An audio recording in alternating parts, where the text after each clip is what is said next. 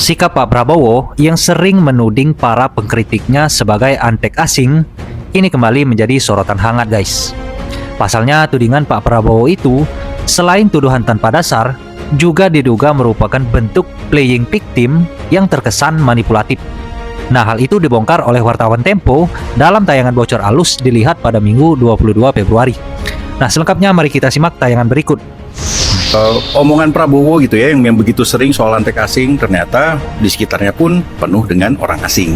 Jadi tim investigasi juga tim nasional dan tim ekonomi sudah keluar masuk hutan ke DPR, ketemu dengan banyak pejabat negara untuk membongkar soal pengaruh orang-orang asing ini terhadap pemerintahan Prabowo. Oke, kita mulai dengan yang namanya Karen Brooks. Karen Brooks ini sangat dekat dengan Prabowo dan pernah ketemu Prabowo di Hambalang. Bahkan informasinya nginep langsung di sana. Nah, dia punya kepentingan di Indonesia yang menurut dokumen yang kami peroleh, itu dia akan bisnis karbon di Taman Nasional Waikambas, Lampung, dan juga wisata eksklusif di sana.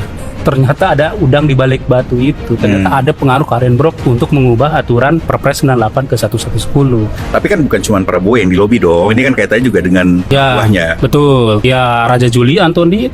Jadi Karen Brooks ini masuk ke Indonesia tahun 90-an lah. Dia juga punya riset soal Indonesia gitu ya. Dan sejak saat itu dia membina hubungan dengan banyak orang, banyak pejabat terkenal gitu, sampai tingkat kepala negara dan sangat akrab dan diterima oleh semua pihak. Yang kedua adalah orang asing di sekitar Prabowo, Lucian Despoiu, orang Romania yang membantu sebagai konsultannya Prabowo lah. Dia itu sudah membantu Prabowo dari 2023, termasuk membantu soal gimmick gemoy.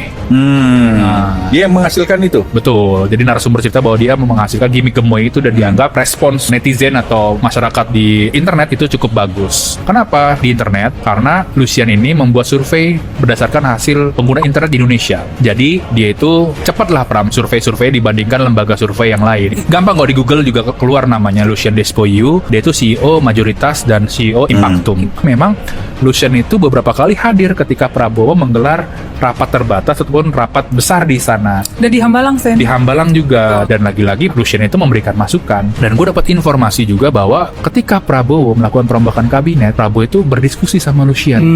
Jadi meminta masukan. Jadi segitu signifikan perannya Lucian itu, Pak. Kenapa dia sering menyebut antek asing sih, Bro? Itu perlu ditanya langsung kepada Prabowo. Tapi lu mau nanya sikap Tempo kan? Iya, betul. Nah, sikap Tempo tentu saja kita melihat bahwa apa yang disampaikan oleh Prabowo ini sebenarnya berkebalikan. Ini agak mirip dengan Jokowi nggak sih kira-kira? Sudah tapi belum maksudnya. Sudah tapi belum gitu. Oh, ini belum tapi sudah. Belum tapi sudah.